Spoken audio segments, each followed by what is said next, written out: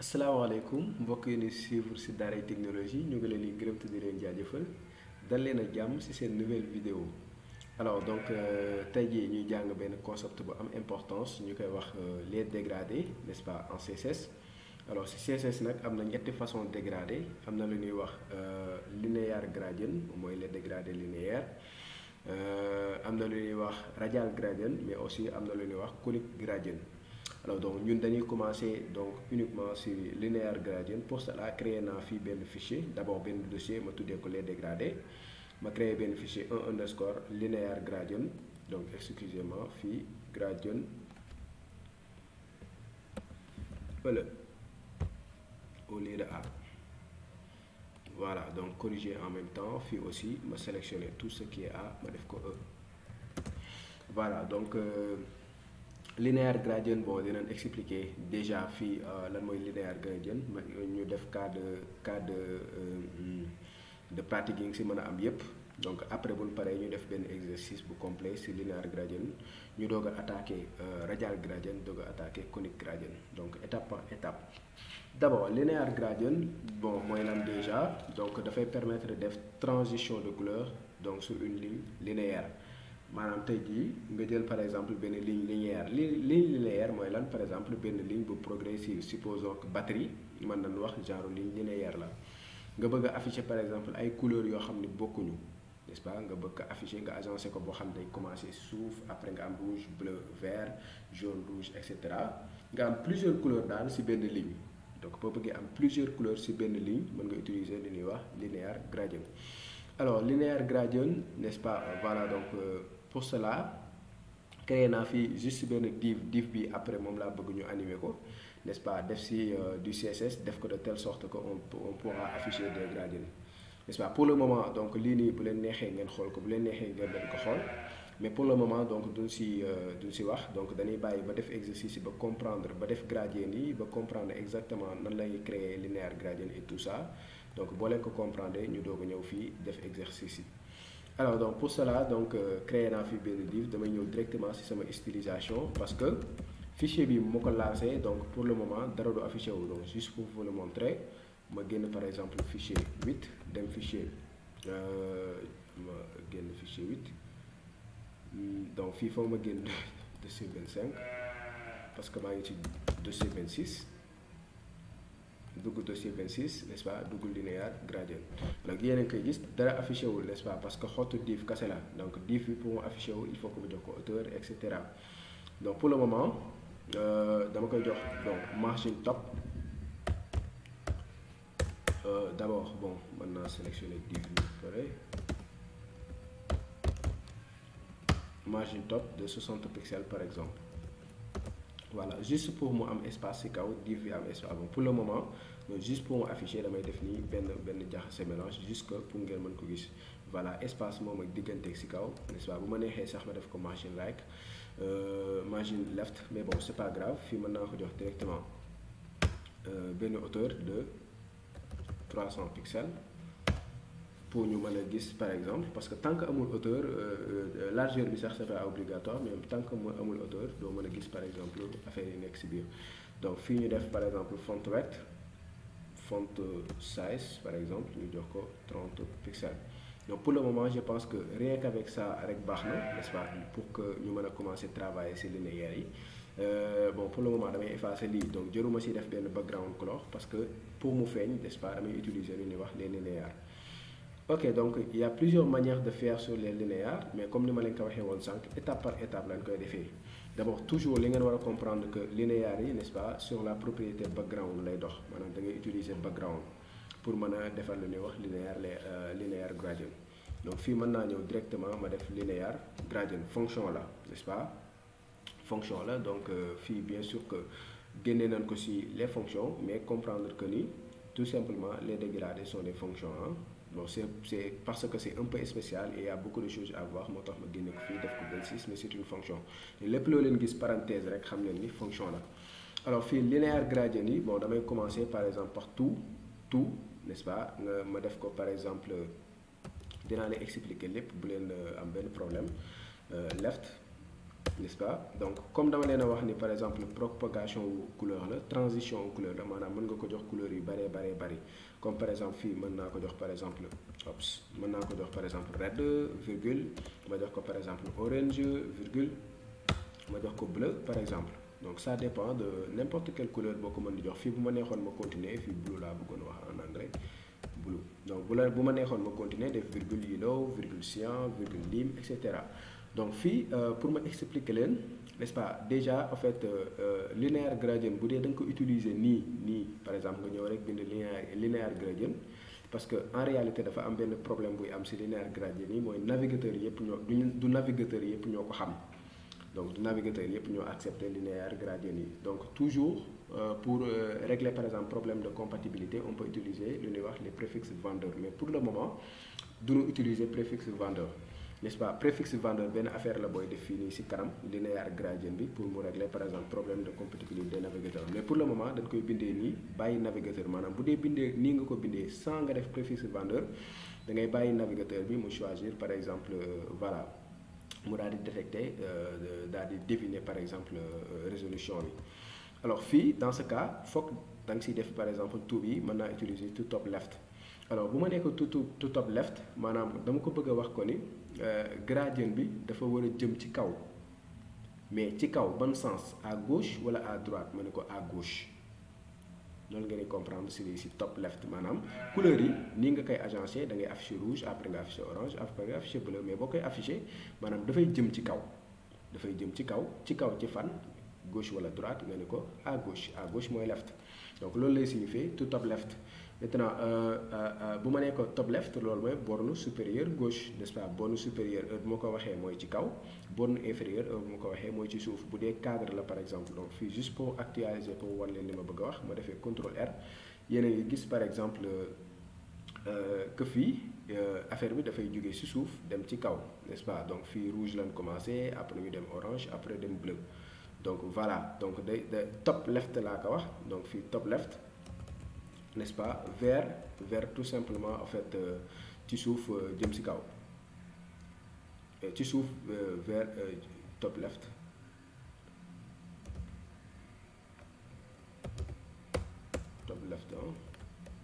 voilà donc top left là donc c'est pas top uniquement c'est sànq bon je pense que dafa effacé wu woon gisoo boo ko effacé boo ne ko top kase mooy jëmal ci kaw mais boo ko waxee jëmal ci kaw ça veut dire que ci suuf lay commencer dem ci kaw gisoo fii tout top mooy jëmal ci kaw.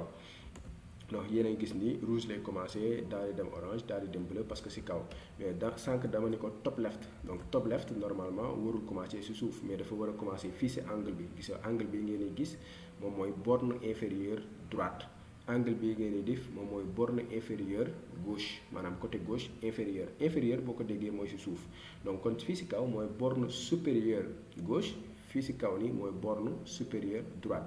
alors donc bu ma nee ko tout top left maanaam jëmal ci kaw n'est-ce pas mais à gauche donc bu ma actualiser fii da nga gis ni rouge bi fii lay commencer ci suuf c'est normal parce que direction bi ma ko wax ci kaw laa ko wax dama naa ko jëmal ci kaw donc boo xoolee fii n'est-ce pas rouge orange bleu n'est-ce pas mu jëm ci kaw comme ordre bi ma ko defee woon ni rouge orange bleu mais ban sens la koy defee sens ci kaw mu ngi mel ni par exemple nga yor benn xeer bëgg a sànni par exemple benn mango mais mango bi boo nee ko top left n'est-ce pas maanaam xeer bi boo nee ko top left maanaam boo sànnee dafay jëm ci kaw non seulement dafay jëm ci kaw mais à gauche la jëm quoi donc xeer bi fu mu jógee xeer bi toujours ci suuf lay jógee mais ci kaw lay jëm mais à gauche n'est-ce pas bu doon xeer bi mën na jógee aussi ci suuf nga ne ko par exemple top right n'est-ce pas mais côté bi dans ce cas lay jëm donc juste pour vous montrer fii au lieu de left mën naa utiliser right donc ma utiliser right bu ma actualiser yéen a gis top right donc fii ci suuf lay commencer c'est normal mais direction ci kaw lay jëm parce que dama ne ko top alors donc ci kaw ci fan ci à droite gis nga dafay jëm par exemple ci droite donc fii am ngeen rouge orange am ngeen aussi seen bleu donc lii c'est une manière de faire mais en réalité on peut donner n valeur donc fii par exemple juste pour vous montrer mën naa ci yokk par exemple lim bu ma actualiser yaa ngi gis automatiquement mu yokk ci lim n'est-ce pas autant de valeur que tu veux mën nga ko ci yokk amul limite donc fii ma neexee ma yokk ci par exemple cyan N, n'est-ce pas, ma actualiser yéen a gis automatiquement mu yokkaat ci par exemple science ci couleur bi donc loo si yokk ay couleur mu la ko si yokkal donc si sa gradient y a aucun souci pour ça mais lenn ngeen war a comprendre donc lii moom il faut vraiment ngeen comprendre ko wala ngeen noter ko quelque part mooy bu dee gradient bi da nga si indiqué par exemple ay left ay right et cetera loolu la ñuy woowee angle donc fii par exemple bu ma neexoon ni ko directement excusez-moi ni ko directement par exemple right il faut que mu am to right mooy demal à droite par exemple fii yéen a ngi gis rouge la commencé orange n'est-ce pas jëm à droite donc right mooy droite dafay jëm à droite moo ko waxoon par exemple to left dafay jëm à gauche to left dafay jëm à gauche yéen a gis fii rouge la am daal di am par exemple orange daal di am bleu n'est-ce pas pourquoi parce que ordre boobu laa ko jox rouge orange bleu maanaam dafay jëm à gauche lii c'est hyper intéressant lii la ñuy woowee angle mais parfois am na ñoo xam ni par exemple dañuy à la place de l'angle au lieu par exemple ñuy joxe angle bi di def to left to right wala ñuy def par exemple to left par exemple top n'est-ce pas wala to left par exemple bottom et cetera dans ce cas ñoom dañuy préférer ñu jox ko par exemple en degré par exemple ñu def par exemple 90 degrés juste pour vous montrer mën na am na ñoo xam ne dañuy préférer def 90 degrés maintenant dans ce cas moom dala koy gérer en degré bu la neexee par exemple 45 degrés donc mu defaral la ko en degré yéen a gis fii rouge orange donc bleu mais 45 degrés la bu ma defee par exemple 180 degrés aussi da lay defar exactement la même chose en utilisant degré bi nga utiliser. C'est hyper intéressant ma wax leen loolu parce que mën nga ko jox par exemple angle bi mën nga ko jox par exemple to left wala nga jox ko to right wala nga jox ko right top wala left top wala nga agencé ko daal left top et cetera bu la neexee noonu nga koy joxee bu la neexee nga jox ko en degré mais da ngeen war a comprendre que ni bu dee joxoo ko par exemple en degré dafay commencer affaire bi ci kaw jëm ci suuf n'est-ce pas fii bu ma actualiser yéen a ngi gis dafay commencer ci kaw ci suuf n'est-ce pas maanaam rouge la lay commencer après dem orange dem bleu maanaam du haut vers le bas loolu mooy bu dee joxuma ko angle soo fii joxuma ko to right joxuma ko to left joxuma ko en degré dans ce cas da koy commencer ci kaw ci suuf léegi bu dee dama bëgg mu commencer ko ci suuf jëm ci kaw maanaam rouge bi nekk ci suuf bleu bi nekk ci kaw yéen a ngi gis fii rouge bi ci kaw la nekk bleu bi nekk ci suuf bu ma bëggee rouge bi nekk ci suuf bleu bi nekk ci kaw dans ce cas dama koy jox degré mais degré bi ma koy jox 0 lay am ça 0 degré bu ma ko joxee 0 degré ma actualiser automatiquement yéen a gis par exemple rouge bi nekk na ci suuf après orange après bleu bi nekk ci kaw donc loolu c'est des choses yoo xam ne da ngeen ko war a comprendre parce que bon voilà donc c'est des choses à comprendre bu dee da ngay travailler par exemple si les lignes agrégées maintenant li ngeen war a comprendre comme ni ma ko waxee sànq bu ñuy wax par exemple les dégradés du navigateur yëpp ñoo ko supporter n'est-ce pas tous les navigateurs ne supportent pas ça donc pour gérer par exemple ce problème de compatibilité dañuy utiliser lu ñuy wax les préfixes vendeurs le préfixe vendeur yi moom mooy permettre wax par exemple bu dee tel navigateur ngay utiliser damay utiliser code bi bu dee tel navigateur laa utiliser ba utiliser code bi alors juste fii pour ma wax leen par exemple préfixe vendeur yi damay def fii benn commentaire tout simplement bon je pense que mën naa ko def si suuf ma def fii benn commentaire les préfixes vendeurs les préfixes vendeurs. Alors donc les préfixes vendeurs bon mën naa def ni ci commentaire tout simplement aussi c'est hyper important navigateur bu nekk nga xam par exemple préfixe vendeur le préfixe vendeur moom mooy permettre par exemple corriger problème incompatibilité bi bu dee damaa def par exemple linéaire gradient comme ça donc bu dee navigateur bi xamu ko n'est-ce pas préfixe vendeur bi moom mooy aider navigateur bi pour mu xam ko ba mën ko afficher alors préfixe vendeur yi n'est-ce pas bëri na par exemple bon damay commencer tout simplement par ça bu dee par exemple Chrome ngay utiliser wala Safari da nga si yokk da nga koy préfixer par WebKit donc bu ma defee par exemple WebKit n'est-ce pas lii pour lan la pour corriger problème incompatibilité pour Chrome et Safari Safari je pense donc pour Chrome ak Safari n'est-ce pas da ngay utiliser par exemple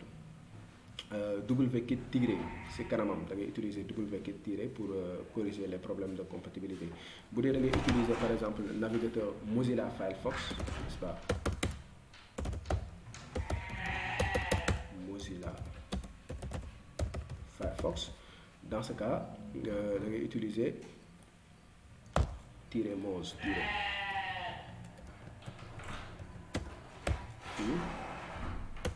donc -moz pour wax Mozilla tout simplement. Donc fii dans ce cas -moz laa utiliser tiret. Voilà, donc foofu bu dee navigateur bon bu dee da ngay utiliser par exemple Internet Explorer da ngay utiliser tout simplement lu ñuy wax MS. Donc source pour Internet Explorer la Internet Explorer nag ça pose beaucoup de problèmes parfois bu dee da ngay utiliser gradient yi Internet Explorer. Bon, dans ce cas da ngay utiliser -ms -ms n'est-ce pas. Bu dee da ngay utiliser par exemple Opera moom ngay def -o donc bu dee Opera navigateur Opera ngay utiliser donc fii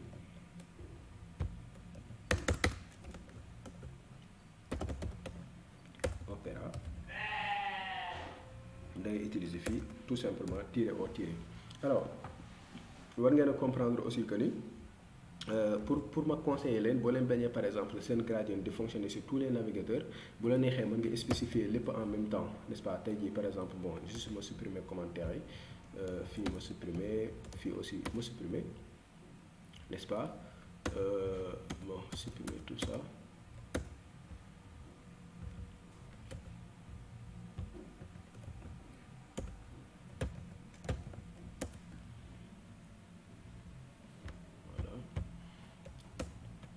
Donc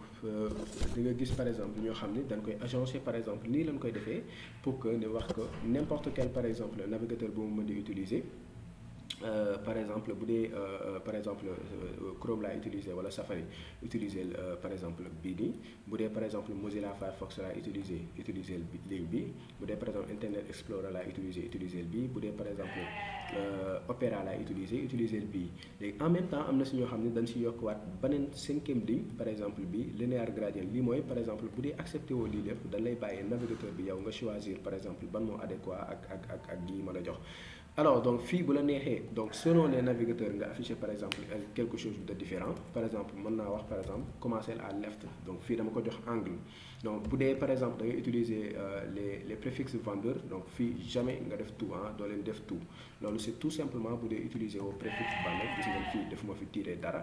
dama ñëw rek def linéaire gradient. Dans ce cas fii mën nga utiliser to left et cetera. Donc mais bu dee utiliser au préfixe vendeur mën nga ñëw directement nga def left comme par exemple fii dama naan ko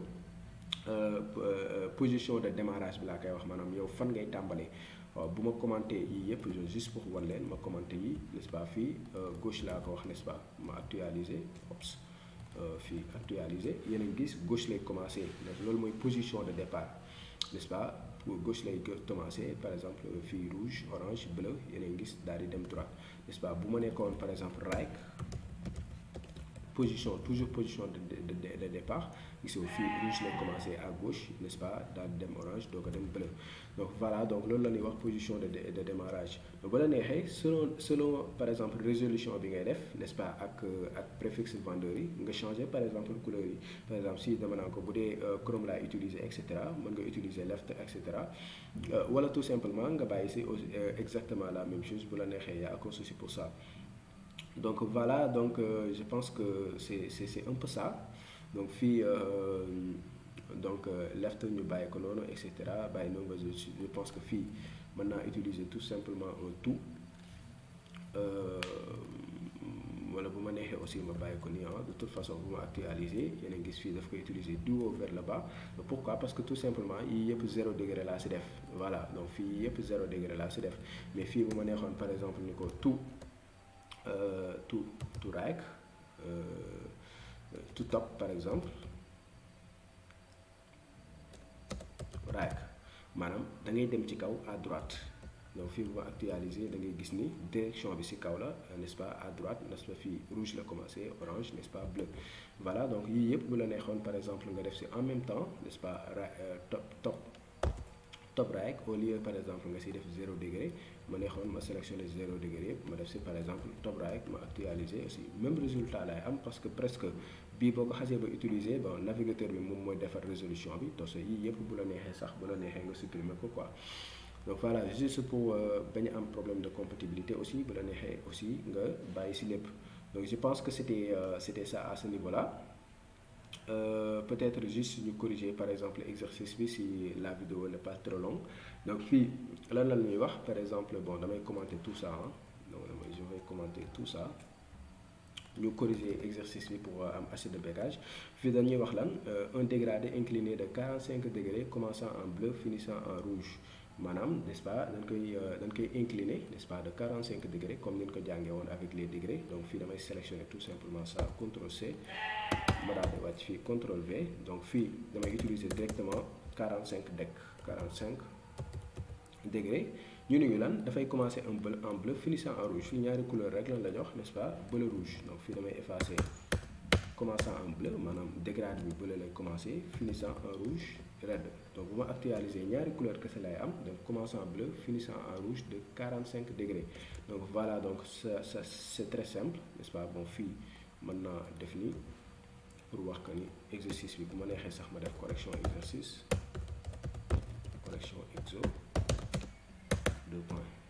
Donc fii ma def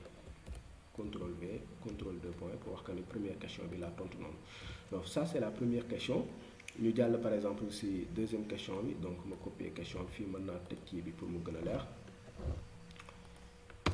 ma ñëw fii def ko sur la même ligne ba pare commenter ko doog ko wàcce. Alors fii la ñu wax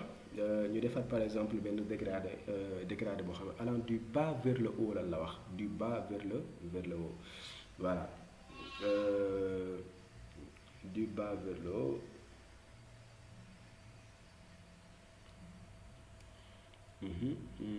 Commençant bleu virant au vert de 45 degrés voilà. Donc fii aussi il faut que ngeen comprendre que ni donc couleur yi bu la neexee nga ni ko par exemple red yow yaay affiché wu de 10 degrés orange yow yaay affiché wu de 30 degrés maintenant kii moom mooy affiché wu par exemple de 60 degrés par exemple am nga possibilité boobu noonu couleur bu si nekk par exemple nga wax ko nangami degré bi nga xam ne moom moo koy jël. Comme par exemple bon juste pour wan leen dama koy effacer waat juste pour wan leen tey jii bu ma neexoon bu ma ñëwee par exemple fii ma ni ko red da ngay affiché wu par exemple de 10% mais boo affiché 10% da ngay arrêté gisoo fii amul limite quoi da koy diviser par taille yu tolloo quoi kii par exemple peut-être 33,3% kii 33 peut-être pour cent. Mais par exemple bu la neexee nga ne ko kii 10% kese lay affiché wu kii affiché wu par exemple 40% mu doon 50%. léegi bële bi nga ne ko da nga koy affiché par exemple 50%. Lii aussi bu la neexee nga def ko par exemple ce gradient bi fii bu ma actualisé yeneen gis par exemple fii da koy affiché de rouge bi da koy affiché uniquement 10%. Orange bi mu affiché ko de 40%, bleu bi mu affiché ko de 50%. Donc voilà, donc tu peux faire tous ces genres de trucs là. Alors fii dañu wax par exemple degré boo xam ne allant du bas vers le haut lan laa lay waxoon ci du bas vers le haut heure boo bëggee mu commencer si suuf rek da nga koy jox 0 degré. Donc voilà heure boo bëggee mu commencer si suuf rek jox ko 0 degré. léegi mu ne ñu commençant par bleu n'est-ce pas donc commençant par bleu mooy n'est-ce pas couleur bleu day commencer n'est-ce pas ñu commencer par bleu. Après virant au vert n'est-ce pas bu jógee bleu day dem vert ñu def virgule vert mais au vert de 40% la ñu wax n'est-ce pas c'est bon maa ngi def sax français green de 40% ma def fii 40% virgule ñu ne ñu de 40% de sa longueur et finissant en rouge de son ñu def tout simplement red. Donc fii bu ma actualiser bam yeneen gis par exemple fii 0 degré lan lay signifier maanaam ci suuf lay commencer dem ci kaw n'est-ce pas commençant bleu n'est-ce pas bleu la commencer après daal di virer vert après par exemple finissant par exemple rouge ba la xoolee vert bi moo ëpp parce que vert bi 40% la ko jox n'est-ce pas bon fii peut-être sax ëppul mais fii dañoo spécifier que ni moom par exemple 40% la war a occuper de toute façon. Voilà donc fii vert bi 40% la occupé il y a aussi le truc. Donc voilà donc assez simple pour faire ce genre de truc là. Donc je pense que fii c'est assez clair ma commenté ko contrôle 2 points. Donc ñu tontu peut-être quatrième question bi contrôle C contrôle V. Donc fii ma def ko sur la même ligne d'abord juste pour commenter ko contrôle 2 points doka delloo sur la deuxième ligne. Alors fii lan la ñu wax par exemple un dégradé allant de la gauche vers la droite n'est-ce pas. Bon bu dee de la gauche vers la droite moom yomb na parce que par défaut sax c'est de la gauche vers la droite par exemple tey jii bu doon na ko jox 45 degrés da koy def de la gauche vers la droite commençant par rouge, d'accord, donc arriver par exemple à la couleur médiane de 10. Alors fii bu la waxee couleur médiane par exemple, je peux faire juste comme ça, bon fii me copier-coller pour aller très rapidement, CTRL-C. Donc fii comme par exemple dafa wax commençant par exemple mu neexee jox ko 45 degrés wala 90 degrés, mais mieux encore mën naa ko jox par exemple tourne bi nga xam ne jàngoon nañ ko, donc tourne pour que bon mu def benn tournée genre pivotage, commençant par exemple red, n'est-ce pas, valeur médiane de 10%, moo def virgule 10%. Ok, ñu ne ma par exemple de la longueur du gradient 10% de red, n'est-ce pas, de la longueur du gradient, prendre le reste de 90%. Donc fii comme dañu ma le reste c'est 90%, bu ma neexee lan la ma wax le reste de la longueur pensant en bleu, bu ma neexee damay ñëw rek def bleu parce que fii dama spécifier que ni red bi bon 10 lay jël, donc le bleu bu ma defee par exemple le bleu automatiquement day jël 90% yi, du jar ma koy wax ay 90%. Et fii boo xoolee par exemple gis ngeen rouge bi 10% rek lay jël, donc voilà mu changer un peu au milieu, n'est-ce pas, un peu au milieu dafay xaw a changer, gis ngeen rouge bi dafay changer progressivement dem bleu, n'est-ce pas, bu demee bleu jël par exemple 90%. am na si ñoo xam ne dañuy préférer par exemple spécifier 90% yi, mais même boo ko préciser wul moom 90% lay jël, c'est exactement la même chose. Alors donc ça je pense que c'est clair. Ñu répondre à la cinquième et dernière question. CTRL-C.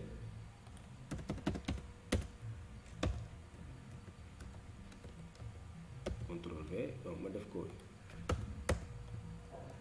sur la même ligne juste pour commenter ko après delloo ko.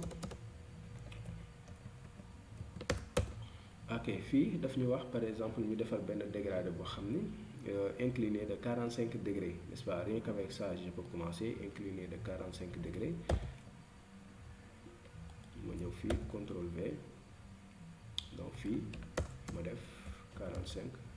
degrés, n'est-ce pas, avec une moitié inférieure gauche rouge et une moitié supérieure droite bleue. maanaam lu mu la bëgg a wax fii mooy en fait benn bi par exemple day jël xaaj bi day jël bon fii dégg la xaaj bi da koy def par exemple en rouge, maanaam la moitié daf koy def moitié inférieure bi day doon rouge, moitié supérieure bi doon bleu, avec une ligne dure où le dégradé par exemple passe ba fii. Pour faire ça c'est très simple, n'est-ce pas, déjà 45 degrés bi géré nañ ko, dañuy ñëw par exemple ni ko da ngay def rouge, mais rouge bi da ngay commencer de 0 à 50 degrés, maanaam da nga koy jox sous forme d'intervalle. nga ni ko maintenant boo si paree nga virer au bleu, mais bleu bi day doon de 50% à 100%. Donc fii ay intervalle nga koy jox, boo xoolee automatiquement mu jël par exemple rouge bi de 0 à 50%, fii mu jël ko de 50% à 100%. donc nga xam ni ñaari valeur kese lay doon, valeur yu net lay doon. Ok sama gars yi, je pense que c'est assez clair, on a vu beaucoup de choses sur les linéaires gradients, je pense qu'on a tout vu sur les linéaires gradients. donc ma jox leen rendez-vous ci beneen vidéo incha allah ñu jàng li ñuy wax les radial gradients.